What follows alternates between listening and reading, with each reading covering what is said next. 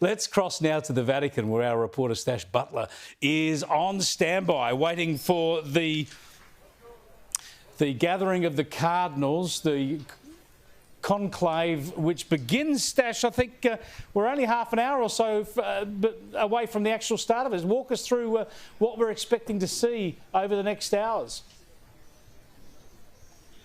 That's right, Chris. So just as you said, just under an hour or so, Cardinals will begin attending a Mass in St. Peter's Basilica behind me. In just the past few minutes or so, we've seen some bishops and priests walking in. This Mass is actually open to the public, so we've also seen public lining up to be part of it. A Mass going by the name of Pro eligendo Romano Pontifice. That's Latin for the election of the Roman Pontiff, a special Mass for the upcoming election of the Pope, during which will be presided over by Cardinal Giovanni Battista Re. He's the same church cardinal that delivered the homily at Francis's funeral. After that's done, it'll take about 2 hours or so. In the afternoon, the cardinals, 133 of them, the cardinals under the age of 80 who are cardinal electors, will move in a solemn procession into the Sistine chapel underneath the frescoes of Michelangelo to take a solemn vow to leak no information about this conclave to the outside world. When that's done, everyone who is unnecessary will be ordered out with the Latin phrase extra omnes. A prayer will be given.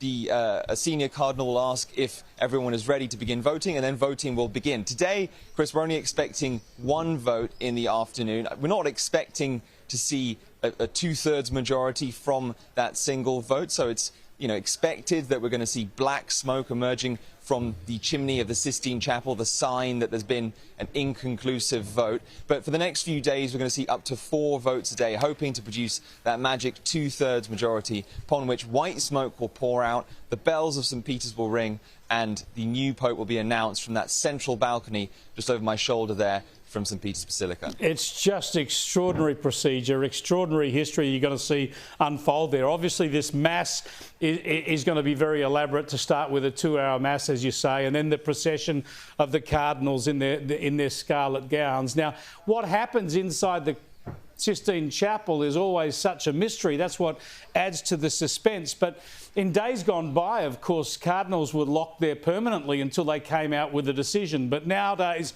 they put in a long day, don't they? And then they're sequestered away and undertake not to speak to anybody and spend the night somewhere else before coming back for the following day. And this could go on for quite a number of days, no doubt.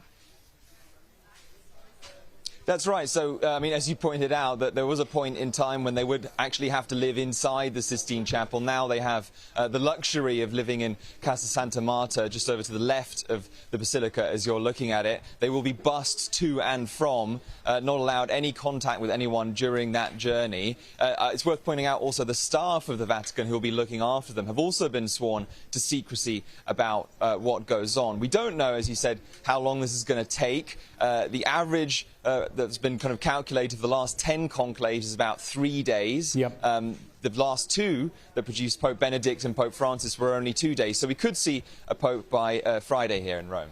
Now, just finally, look, it's pointless really speculating. What the final choice could be somebody nobody's ever heard of, really, out of that conclave.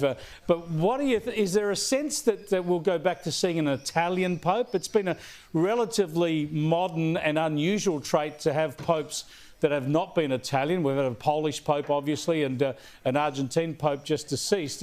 Is there a sense we'll go back to an Italian Pope, or are we looking again elsewhere? I mean, that's certainly something that's been said, that it's time to kind of return to an Italian Pope. I think it was 400 years of Italian popes or so before 1978, when Pope John Paul II was, raised as the Roman Pontiff. You're right, in that time we've had a German and Argentine.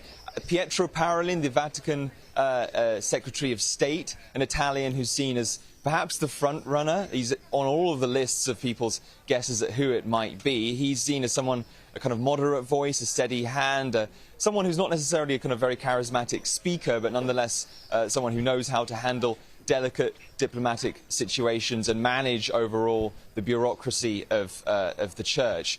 But there are also candidates from further afield. We could see the first Asian Pope, Luis Antonio Tagle, the former Archbishop of Manila, seen as a kind of progressive continuation of Francis's vision, but at the same time also perhaps the first African Pope in living memory, or rather in modern history, I should say.